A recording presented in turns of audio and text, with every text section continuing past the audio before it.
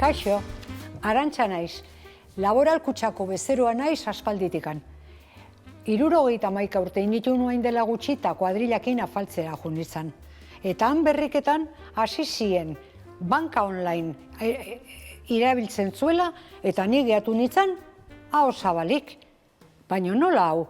Bai, transferentziak egin, mobilakin, geho kontua kontrolatu, txartela kontrolatu zenba gastatu ezuneo, eta esan nun, ni bakarra naiz, hau ez dezula ezagutzen, ikasin behar dut, saiatuko naiz ikasten hau.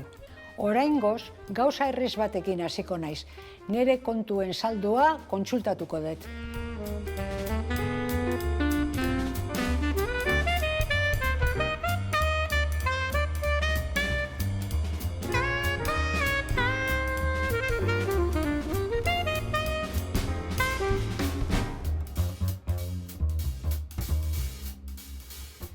Lehenik eta behin, alta emateko orrialdea bilatu behar dugu.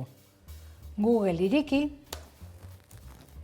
Laboral Kutxa idatzi, han topatuko dugu online banka sartzeko. Sarrera hortan, klikatu behar dugu.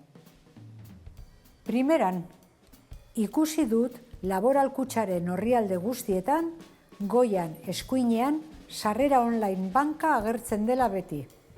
Beraz, hortxe egingo dut klik, nan zenbakia, gako berria, eta barruan gaude segundo batean.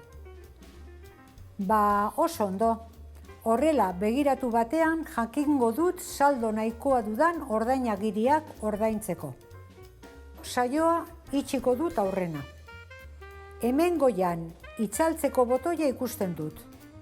Klik egin. Laster arte Arantxa, zure deskonexioa ondo eginda. Bikain. Espero dut bideoa gustatu izana. Hurrengo bideoetan ikusiko gera elkar. Online bankari etekina ateratzen ikasteko.